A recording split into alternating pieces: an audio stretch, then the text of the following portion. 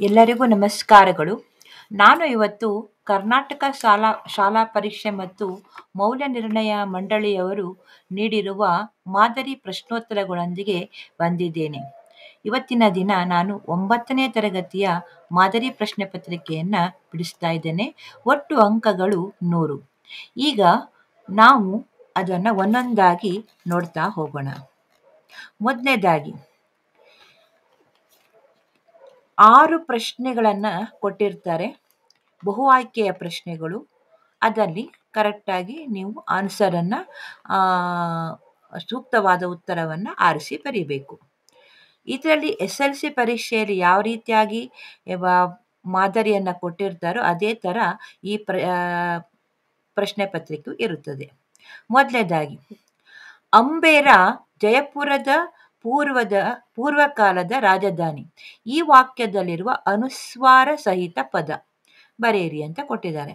ಇವಾಗ ಹಾಗಾದರೆ ನಾವು ಯಾವುದನ್ನು ಪ್ರಿಪೇರ್ ಮಾಡಬೇಕು?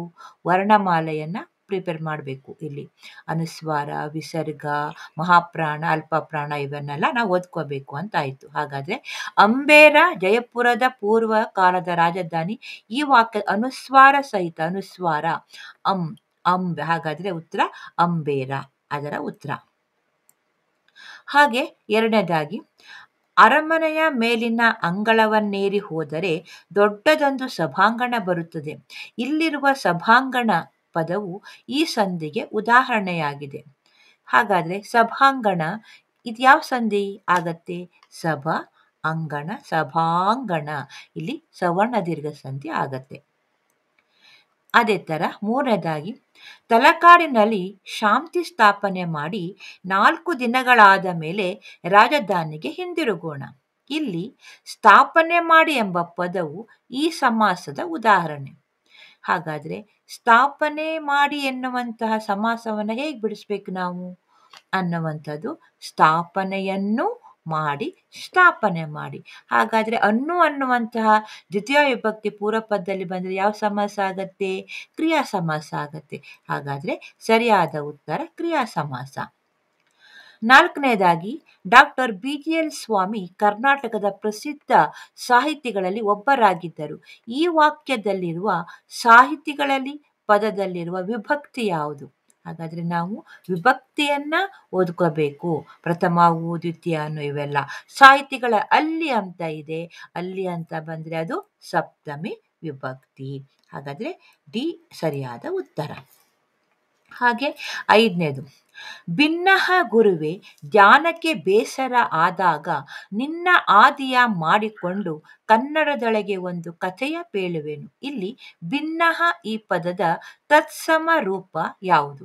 ಭಿನ್ನಹ ಇದರ ತತ್ಸಮ ರೂಪ ವಿಜ್ಞಾಪನ. ಅಂದರೆ ಇಲ್ಲಿ ತತ್ಸಮ ತದ್ಭವದ ಬಗ್ಗೆ ನೀವು ಓದ್ಕೋಬೇಕಾಗತ್ತೆ. ಇಲ್ಲಿ ಸರಿಯಾದ ಉತ್ತರ ವಿಜ್ಞಾಪನ. ಹಾಗೆ ಆರನೇದು, ತಾಯಿಯು ಅಡುಗೆಯನ್ನು ಮಾಡುತ್ತಾಳೆ. ಇಲ್ಲಿ ಮಾಡುತ್ತಾಳೆ ಪದದ ಧಾತು ಯಾವುದು ಅನ್ನುವಂಥದ್ದು. ಮಾಡುತ್ತಾಳೆ ಎನ್ನುವಂಥದ್ದು ಕ್ರಿಯಾಪದ. ಧಾತು ಅಂದರೆ ಏನು? ಕ್ರಿಯಾಪದದ ಮೂಲ ರೂಪವನ್ನು ಧಾತು ಅಂತ ಕರೀತಾರೆ. ಮಾಡುತ್ತಾಳೆ ಮಾಡು, ತಿನ್ನುತ್ತಾಳೆ ತಿನ್ನು, ಕುಣಿಯುತ್ತಾಳೆ ಕುಣಿ. ಹಾಗೆ ಇಲ್ಲಿ ಮಾಡುತ್ತಾಳೆ ಈ ಪದದ ಧಾತು ಯಾವುದಪ್ಪ ಅಂತಂದರೆ ಸಿ, ಮಾಡು ಅಂತ. ಸರಿಯಾದ ಉತ್ತರ ಮಾಡು. ಹೀಗೆ 6 ಬಹು ಆಯ್ಕೆಯ ಪ್ರಶ್ನೆಗಳನ್ನು ನಿಮಗೆ ಕೊಟ್ಟಿರ್ತಾರೆ. ಅದರಲ್ಲಿ ಎಲ್ಲವೂ ಸಹ ವ್ಯಾಕರಣಗಳೇ ಆಗಿರುತ್ತೆ, ಅಂದರೆ ಗ್ರಾಮರ್ ಆಗಿರುತ್ತೆ. ಅದನ್ನು ಸಂಧಿ, ಸಮಾಸ, ವಿಭಕ್ತಿ, ಪ್ರತ್ಯಯ ಇವನ್ನೆಲ್ಲ ಓದ್ಕೋಬೇಕು. ಹಾಗೆ ಮೇನ್ ಕ್ವೆಶ್ಚನ್ ನಂಬರ್ 2, ಅದರಲ್ಲಿ ಒಂದು ಗದ್ಯ ಭಾಗವನ್ನು ಕೊಟ್ಟಿದ್ದಾರೆ. ಅದರಲ್ಲಿ ಓದ್ಕೊಂಡು ಮೊದಲ 2 ಪದಗಳಿಗಿರುವ ಸಂಬಂಧದಂತೆ 3ನೆಯ ಪದಕ್ಕೆ ಸರಿಹೊಂದುವ ಸಂಬಂಧಿ ಪದವನ್ನು ಬರೆಯಿರಿ ಅಂತ 4 ಅಂಕಗಳು ಇರುತ್ತದೆ. ಅದು ಏನು ಕೊಟ್ಟಿದ್ದಾರೆ ನೋಡೋಣ. 1000 ಮೂರ್ಖರಿಗಿಂತಲೂ ಒಬ್ಬ ಪಂಡಿತನೇ ಲೇಸೆಂದು ತಿಳಿದು ಅವನನ್ನು ಆಧರಿಸುವೆಯಾ? ಏಕೆಂದರೆ ಕಷ್ಟಕಾಲದಲ್ಲಿ ಪಂಡಿತನೊಬ್ಬನೇ ಸರಿಯಾದ ಉಪಾಯವನ್ನು ಬೋಧಿಸಿ ಕಾರ್ಯವನ್ನು ನಿರ್ವಹಿಸಬಲ್ಲ. ಮೂರ್ಖರ ಸಂಖ್ಯೆ 1000ವಿರಲಿ 10,000ವೇ ಇರಲಿ, ರಾಜನಿಗೆ ಅದರಿಂದ ಯಾವ ಸಹಾಯವೂ ಆಗುವುದಿಲ್ಲ. ಮೇಧಾವಿಯೂ ಶೂರನೂ ಕಾರ್ಯದಕ್ಷನೂ ರಾಜ್ಯಶಾಸ್ತ್ರ ವಿಶಾರದನೂ ಆದ ಸಚಿವನು ಒಬ್ಬನೇ ಆದ ಆದರೂ ರಾಜನಿಗಾಗಲಿ ರಾಜ್ಯದ ಆಡಳಿತವನ್ನು ನಿರ್ವಹಿಸುವವನಿಗಾಗಲಿ ಮಹತ್ತರವಾದ ಶ್ರೇಯಸ್ಸನ್ನು ತಂದುಕೊಡಬಲ್ಲದು. 7ನೇ ಪ್ರಶ್ನೆ. ಪಂಡಿತ ಪಂಡಿತರು ಮೇಧಾವಿ ಡ್ಯಾಶ್. ಅಂದರೆ ಪಂಡಿತ ಪಂಡಿತರು ಅಂದರೆ ಏಕವಚನ ಬಹುವಚನ ಕೊಟ್ಟಿದ್ದಾರೆ. ಹಾಗಾದರೆ ಮೇಧಾವಿ ಮೇಧಾವಿಗಳು. ಸರಿಯಾದ ಉತ್ತರ ಮೇಧಾವಿಗಳು ಅಂತ. ಹಾಗೆ 8ನೇದು ಕಾರ್ಯ ಕೆಲಸ ಶ್ರೇಯಸ್ಸು. ಅಂದರೆ ಕಾರ್ಯ ಇದರ ಅರ್ಥ ಕೆಲಸ, ಶ್ರೇಯಸ್ಸು ಇದರ ಅರ್ಥ ಏನು? ಯಶಸ್ಸು ಅಂತ ಅರ್ಥ. ಹಾಗೆ 9ನೇದು ಸಾವಿರವಿರಲಿ ಅಲ್ಪವಿರಾಮ ಚಿಹ್ನೆ. ಸಾವಿರವಿರಲಿ ಅಲ್ಲಿ ಒಂದು ಕಾಮ ಕೊಟ್ಟಿದ್ದಾರೆ, ಅದು ಅಲ್ಪವಿರಾಮ ಚಿಹ್ನೆ. ಆಧರಿಸುವೆಯ ಅಂತ ಒಂದು ಕ್ವಶನ್ ಮಾರ್ಕ್ ಕೊಟ್ಟಿದ್ದಾರೆ. ಹಾಗಾದರೆ ಇದ್ಯಾವ ಚಿಹ್ನೆ, ಯಾವ ಲೇಖನ ಚಿಹ್ನೆ? ಅಂದರೆ ಪ್ರಶ್ನಾರ್ಥಕ ಚಿಹ್ನೆ ಅಂತ ಅರ್ಥ. ಹಾಗೆ 10ನೇದು ಒಬ್ಬ ಅನ್ನುವಂಥದ್ದು ಸಂಖ್ಯೆಯ ವಾಚಕ, 10 ಅನ್ನುವಂಥದ್ದು ಯಾವ ವಾಚಕ ಆಗತ್ತೆ? ಒಬ್ಬ ಅನ್ನುವಂಥದ್ದು ಸಂಖ್ಯೆಯ ವಾಚಕ ಆದರೆ 10, 11, 12 ಈ ಥರ ಎಲ್ಲ ಕೊಟ್ಟಾಗ ಅದು ಸಂಖ್ಯಾವಾಚಕ ಆಗತ್ತೆ. ಹೀಗೆ ಒಟ್ಟು 10 ಅಂಕಗಳು ಮುಗಿದವು. ಆಮೇಲೆ 3ನೇದಾಗಿ ಪ್ಯಾಸೇಜ್ ಗದ್ಯ ಕೊಟ್ಟಿದ್ದಾರೆ, ಅದನ್ನು ಓದಿಕೊಂಡು ಒಂದೊಂದು ವಾಕ್ಯದಲ್ಲಿ ಉತ್ತರ ಬರೀಬೇಕು. ಏನಿದೆ ಅಂತಂದರೆ ನಿಮ್ಮ ಪಠ್ಯಪುಸ್ತಕದಲ್ಲಿರುವಂತಹ ಪ್ರಜಾನಿಷ್ಠೆ ಎಂಬ ಪಾಠದ ಒಂದು ಪ್ಯಾಸೇಜನ್ನು ಕೊಟ್ಟಿದ್ದಾರೆ. ಹಲವರು ತಲಕಾಡು ನಗರವನ್ನು ಲೂಟಿ ಮಾಡಬೇಕೆಂದು ಇಚ್ಛಿಸಿದರು, ಆದರೆ ವಿಷ್ಣುವರ್ಧನ ಭೂಪಾಲ ಅದಕ್ಕೆ ಆಸ್ಪದ ಕೊಡಲಿಲ್ಲ. ಕೆಚ್ಚೆದೆಯ ಕಟ್ಟಾಳುಗಳೇ, ಇದು ನಮ್ಮ ವಿಜಯದ ದಿನವೆಂದು ತಿಳಿದು ಮೈ ಮರೆಯಬಾರದು. ಇದು ನಮ್ಮ ಸತ್ವ ಪರೀಕ್ಷೆಯ ಸಮಯವೂ ಹೌದು. ಆದ್ದರಿಂದ ಎಷ್ಟೇ ಸ್ಥಾನ ಮಾನ ಪದವಿ ಪ್ರಶಸ್ತಿಗಳು ಲಭಿಸಲಿ, ಮಾನವ ತನ್ನ ಮಾನವೀಯ ಗುಣಗಳನ್ನು ಮಾತ್ರ ಗಾಳಿಯಲ್ಲಿ ತೂರಿ ಬಿಡಬಾರದು. ಸಿಕ್ಕ ಸೈನಿಕರ ಮೇಲೆ ದೌರ್ಜನ್ಯ ನಡೆಸುವುದು ಯೋಧ ಧರ್ಮವಲ್ಲ, ಸೋತ ಸಾಮ್ರಾಜ್ಯವನ್ನು ಲೂಟಿ ಮಾಡುವುದು ಯುದ್ಧ ಧರ್ಮ ಅಲ್ಲ ಅಂತ ಪ್ಯಾಸೇಜ್ ಕೊಟ್ಟಿದ್ದಾರೆ, ಗದ್ಯ ಕೊಟ್ಟಿದ್ದಾರೆ. ಅದರಲ್ಲಿ ಪ್ರಶ್ನೆಯನ್ನು, ಅದರಲ್ಲಿ ಆನ್ಸರ್ ಇರುತ್ತೆ, ಅದರಲ್ಲಿರುವಂಥದ್ದನ್ನು ಉತ್ತರವನ್ನು ಬರೀಬೇಕು. ವಿಷ್ಣುವರ್ಧನ ಭೂಪಾಲನು ಯಾವುದಕ್ಕೆ ಆಸ್ಪದ ಕೊಡಲಿಲ್ಲ? ತಲಕಾಡು ನಗರವನ್ನು ಲೂಟಿ ಮಾಡಲು ವಿಷ್ಣುವರ್ಧನ ಭೂಪಾಲ ಆಸ್ಪದ ಕೊಡಲಿಲ್ಲ. ಇದು ಒಂದು ವಾಕ್ಯದಲ್ಲಿ ಉತ್ತರಿಸುವಂಥದ್ದು ಅಷ್ಟೇ. ವಿಷ್ಣುವರ್ಧನ ಭೂಪಾಲ ಯಾವುದಕ್ಕೆ ಆಸ್ಪದ ಕೊಡಲಿಲ್ಲ? ತಲಕಾಡು ನಗರವನ್ನು ಲೂಟಿ ಮಾಡಲಿಕ್ಕೆ ವಿಷ್ಣುವರ್ಧನ ಆಸ್ಪದ ಕೊಡಲಿಲ್ಲ. ಆಮೇಲೆ ಮಾನವ ಯಾವುದನ್ನು ಗಾಳಿಯಲ್ಲಿ ತೂರಿ ಬಿಡಬಾರದು? ಮಾನವ ತನ್ನ ಮಾನವೀಯ ಗುಣಗಳನ್ನು ಗಾಳಿಗೆ ತೂರಿ ಬಿಡಬಾರದು. ಯಾವುದು ಯೋಧ ಧರ್ಮವಲ್ಲ? ಸೆರೆಸಿಕ್ಕ ಸೈನಿಕರ ಮೇಲೆ ದೌರ್ಜನ್ಯ ನಡೆಸುವುದು ಯೋಧ ಧರ್ಮ ಅಲ್ಲ. ವಿಜಯದ ದಿನವೆಂದು ಯೋಧರು ಮೈಮರೆಯಬಾರದು. ಯಾಕೆ? ಇದು ನಮ್ಮ ಸತ್ವ ಪರೀಕ್ಷೆಯ ಸಮಯವಾಗಿರುವುದರಿಂದ ವಿಜಯದ ದಿನವೆಂದು ಯೋಧರು ಮೈಮರೆಯಬಾರದು. ನೆಕ್ಸ್ಟ್ 15ನೇ ಪ್ರಶ್ನೆಗೆ ಹೋಗೋಕ್ಕಿಂತ ಪೂರ್ವದಲ್ಲಿ ಅಲ್ಲಿ ಒಂದು ಪದ್ಯ ಭಾಗ ಕೊಟ್ಟಿದ್ದಾರೆ. ಆ ಪದ್ಯ ಭಾಗವನ್ನು ಓದಿಕೊಂಡು ನೀವು ಒಂದೊಂದು ವಾಕ್ಯದಲ್ಲಿ ಉತ್ತರಿಸಬೇಕು. ಯಾವ ಪದ್ಯ ಇದೆ ಅಂತ ನೋಡಿದಾಗ, ಮಾತಿನೊಳಗೆ ಮಾತಿಲ್ಲದವನ ಸ್ನೇಹ ಜಾತಿ ಜನ್ಮಕ್ಕೂ ಬೇಡ, ಹೀನ ಮನುಷ್ಯನ ಸ್ನೇಹ ಮಾಡಿ ನೀನು ಕೆಡಲಿ ಬೇಡ. ಇಲ್ಲಿ ಯಾವ ಕ್ವಶನ್ ಕೊಟ್ಟಿದ್ದಾರೆ ಅಂತ ನೋಡಿದಾಗ, ತತ್ವಪದಕಾರರು ಮಾತಿನೊಳಗ ಮಾತಿಲ್ಲದವನ ಸ್ನೇಹ ಜಾತಿ ಜನ್ಮಕ್ಕ ಬೇಡ ಎಂದಿದ್ದಾರೆ. ಅಂದರೆ ಕ್ವಶನ್ನು, ತತ್ವಪದಕಾರರು ಯಾರ ಸ್ನೇಹ ಜಾತಿ ಜನ್ಮಕ್ಕೂ ಬೇಡ ಎಂದಿದ್ದಾರೆ? ತತ್ವಪದಕಾರರು ಮಾತಿನೊಳಗ ಮಾತಿಲ್ಲದವನ ಸ್ನೇಹ ಜಾತಿ ಜನ್ಮಕ್ಕೂ ಬೇಡ ಎಂದಿದ್ದಾರೆ. ಯಾರ ಸ್ನೇಹ ಮಾಡಿ ಕೆಡಬಾರದು? ಹೀನ ಮನುಷ್ಯನ ಸ್ನೇಹ ಮಾಡಿ ಕೆಡಬಾರದು ಅಂತ ಹೇಳಿದ್ದಾರೆ. 17ನೇ ಪ್ರಶ್ನೆ. ಕಡ್ಡಿ ಕಡ್ಡಿ ಕೂಡಿಸಿ ಗೂಡು ಕಟ್ಟುವುದು, ಬಿರುಗಾಳಿಯ ವಿರುದ್ಧ ಯುದ್ಧ ಸಾರುವುದು. ಇದು ಒಂದು ಸುಳಿವು ಕೊಟ್ಟಿದ್ದಾರೆ. ಇದೆಲ್ಲ ಆರಿಸ್ಬಿಟ್ಟು ಆ ಸುಳಿವನ್ನು ಆಧರಿಸಿ ನೀವು ಉತ್ತರ ಕೊಡಬೇಕು. ಕಡ್ಡಿ ಕಡ್ಡಿ ಕೂಡಿಸಿ ಗೂಡು ಕಟ್ಟುವುದು, ಬಿರುಗಾಳಿಯ ವಿರುದ್ಧ ಯುದ್ಧ ಸಾರುವುದು. ಹಾಗಾದರೆ ಬಿರುಗಾಳಿಯ ವಿರುದ್ಧ ಯುದ್ಧ ಸಾರುವವರು ಯಾರು? ಬಿರುಗಾಳಿಯ ವಿರುದ್ಧ ಯುದ್ಧ ಸಾರುವವರು ಪುಟ್ಟ ಹಕ್ಕಿ ಅಂತ. ಹಾಗೆ ನೆಕ್ಸ್ಟ್, ಈ ಕೆಳಗಿನ ಪ್ರಶ್ನೆಗಳಿಗೆ 3 ಅಥವಾ 4 ವಾಕ್ಯಗಳಲ್ಲಿ ಉತ್ತರ ಬರೆಯಿರಿ ಅಂತ ಇದೆ. ಅಂದರೆ 10 ಪ್ರಶ್ನೆ ಇದೆ. ಈ ಗದ್ಯ ಭಾಗವನ್ನು ನೋಡಿಕೊಂಡು ಅದನ್ನು ಉತ್ತರ ಬರೀಬೇಕು. ಒಟ್ಟು 20 ಅಂಕಗಳು. 18ರಿಂದ 19ರವರೆಗೆ ಈ ಗದ್ಯವನ್ನು ಓದ್ಕೊಳ್ಳಿ. ಪ್ರಿಯ ಅನುಜ, ಉಪಾಯದಿಂದ ಹಣ ಕೀಳುವ ವೈದ್ಯನನ್ನು, ಒಡೆಯನನ್ನೇ ದೂಷಿಸುವ ಸೇವಕನನ್ನು, ಖಜಾನೆಯ ಐಶ್ವರ್ಯದ ಮೇಲೆ ಕಣ್ಣಿಟ್ಟಿರುವ ಸೈನಿಕನನ್ನು ರಾಜನು ತ್ಯಜಿಸಬೇಕು. ಅವರಿಗೆ ಉಗ್ರ ಶಿಕ್ಷೆ ಕೊಡಬೇಕು. ಇಲ್ಲದಿದ್ದರೆ ಆತ ಆ ವ್ಯಕ್ತಿಗಳ ಕುತಂತ್ರದಿಂದಲೇ ವಿಪತ್ತಿನಲ್ಲಿ ಸಿಕ್ಕಿಕೊಳ್ಳಬಹುದು. ಭರತ, ನಿನ್ನ ಸತ್ಕಾರದಿಂದ ಸಂತೃಪ್ತನು, ಶೂರನು, ಸೇನೆಯನ್ನು ವ್ಯವಸ್ಥೆಗೊಳಿಸುವುದರಲ್ಲಿ ಸಮರ್ಥನು ಆದವನನ್ನ ಸೇನಾಪತಿಯನ್ನಾಗಿ ನೇಮಿಸಿರುವೆಯಾ? ಅವನು ಧೀರನಾಗಿರಬೇಕು, ಲಂಚ ಮೊದಲಾದದ್ದಕ್ಕೆ ಆಸೆ ಪಡದ ಮನಶುದ್ಧಿಯುಳ್ಳವನಾಗಿರಬೇಕು, ಕಾರ್ಯದಕ್ಷನಾಗಿರಬೇಕು ಅಂತ ಪ್ಯಾಸೇಜ್ ಕೊಟ್ಟಿದ್ದಾರೆ. ಅದರಲ್ಲಿ ಮೊದಲ ಪ್ರಶ್ನೆ ಏನು ಕೊಟ್ಟಿದ್ದಾರೆ ಅಂತಂದ್ರೆ, ರಾಜನು ಯಾವ ಯಾವ ವ್ಯಕ್ತಿಗಳನ್ನ ತ್ಯಜಿಸಬೇಕು ಅಂದ್ರೆ, ಉಪಾಯದಿಂದ ಹಣ ಕೀಳುವ ವೈದ್ಯನನ್ನ, ಒಡೆಯನನ್ನ ದೂಷಿಸುವ ಸೇವಕನನ್ನ, ಖಜಾನೆಯ ಐಶ್ವರ್ಯದ ಮೇಲೆ ಕಣ್ಣಿಟ್ಟಿರುವ ಸೈನಿಕನನ್ನ ರಾಜ ತ್ಯಜಿಸಬೇಕು ಅಂತ. ಹಾಗೆ 19ನೇ ಪ್ರಶ್ನೆ, ಸೇನಾಪತಿಯಾಗಬೇಕಾದವನ ಗುಣ ಸ್ವಭಾವ ಹೇಗಿರಬೇಕು? ಆಗಿರಬೇಕಾದವನ ಗುಣ ಸ್ವಭಾವ ಹೇಗಿರಬೇಕು ಅಂತಂದ್ರೆ, ರಾಜನ ಸತ್ಕಾರದಿಂದ ಸಂತೃಪ್ತನಾಗಿರಬೇಕು, ಶೂರನಾಗಿರಬೇಕು, ಸೇನೆಯನ್ನ ವ್ಯವಸ್ಥೆಗೊಳಿಸುವುದರಲ್ಲಿ ಸಮರ್ಥನು, ಧೀರನು ಮತ್ತು ಲಂಚ ಮೊದಲಾದವುದಕ್ಕೆ ಆಸೆ ಪಡದ ಮನಶುದ್ಧಿ ಉಳ್ಳವನು ಆಗಿರಬೇಕು ಅನ್ನುವಂಥದ್ದು. ಹಾಗೆ ನೆಕ್ಸ್ಟು 20ನೇ ಪ್ರಶ್ನೆಯಲ್ಲಿ ಒಂದು ಚಿತ್ರ ಕೊಟ್ಟಿದ್ದಾರೆ. ಆ ಚಿತ್ರವನ್ನು ನೋಡಿದ ತಕ್ಷಣ ನಮ್ಗೆ ಗೊತ್ತಾಗತ್ತೆ ಇದು ಡೊಳ್ಳು ಕುಣಿತ ಅಂತ. ನಮ್ಮ ಜನಪದ ಕಲೆಗಳ ವೈಭವದ ಒಂದು ಚಿತ್ರವನ್ನು ಇಲ್ಲಿ ಕೊಟ್ಟಿದ್ದಾರೆ, ಡೊಳ್ಳು ಕುಣಿತದ್ದು. 20 ಮತ್ತು 21 ಈ ಚಿತ್ರವನ್ನು ಆಧರಿಸಿ ಉತ್ತರವನ್ನು ಬರೀಬೇಕು. 20ನೇ ಪ್ರಶ್ನೆ ಏನಿದೆ ಅಂತಂದ್ರೆ, ಚಿತ್ರದಲ್ಲಿರುವ ಜನಪದ ಕಲಾ ಪ್ರಕಾರದ ಪ್ರದರ್ಶನ ಯಾವ ಯಾವ ಸಂದರ್ಭದಲ್ಲಿ ನಡೀತದೆ? ಈ ಚಿತ್ರ ನೋಡಿದಾಗ ಅದು ನಮಗೆ ಡೊಳ್ಳು ಕುಣಿತ ಅಂತ ಗೊತ್ತಾಯ್ತಲ್ವಾ? ಈ ಚಿತ್ರದಲ್ಲಿರುವ ಜನಪದ ಕಲಾ ಪ್ರಕಾರದ ಪ್ರದರ್ಶನ ಯಾವ ಯಾವ ಸಂದರ್ಭದಲ್ಲಿ ನಡೀತದೆ ಅಂತಂದ್ರೆ, ಇದು ನಮ್ಮ ಫಸ್ಟ್ ಏನು ಬರೀಬೇಕು, ಈ ಚಿತ್ರದ ಬಗ್ಗೆ ಬರೀಬೇಕು. ಇದು ಡೊಳ್ಳು ಕುಣಿತ ಅಲ್ವಾ?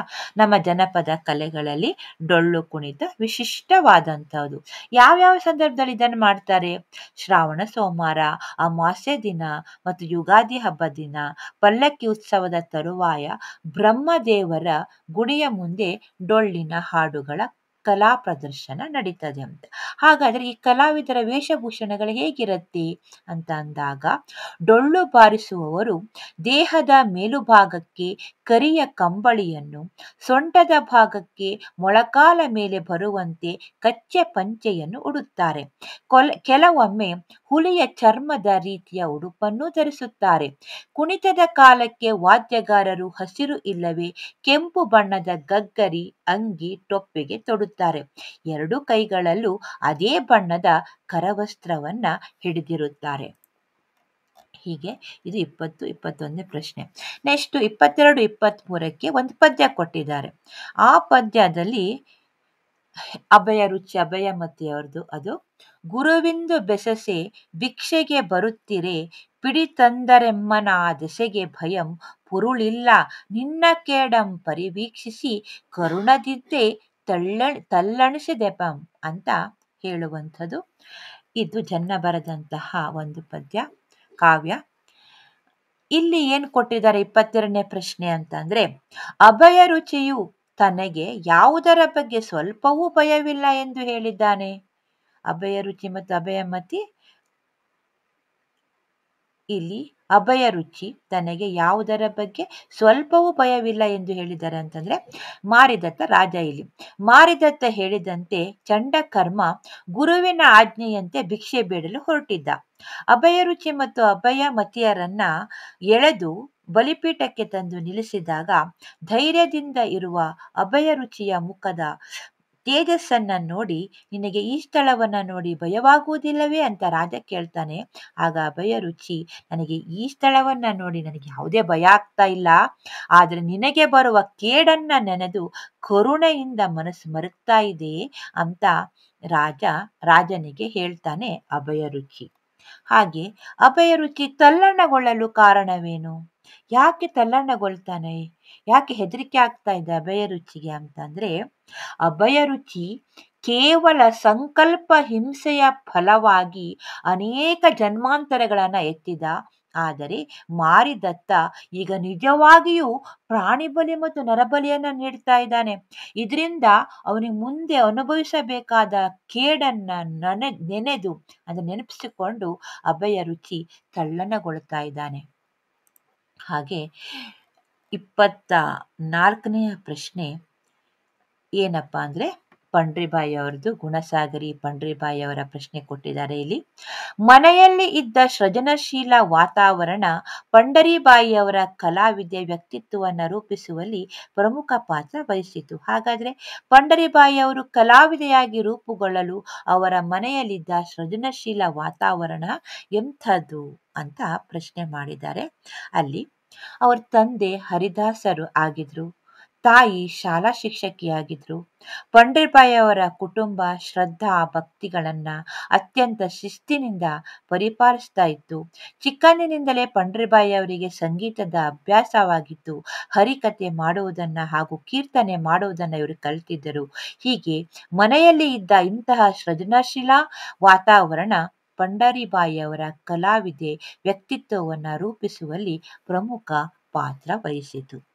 ಹಾಗೆ 25ನೇ ಪ್ರಶ್ನೆ ಏನಿದೆ ಅಂತಂದ್ರೆ, ಲಾಂಚು ಬರುವವರೆಗೆ ಹೊತ್ತು ಕಳೆಯಲು ಹೊಳೆದಂಡೆಯಲ್ಲಿ ನಿಂತಿರುವ ಜನರು ವಿವಿಧ ಚಟುವಟಿಕೆಗಳನ್ನು ಮಾಡ್ತಾ ಇರ್ತಾರೆ ಅಲ್ವಾ.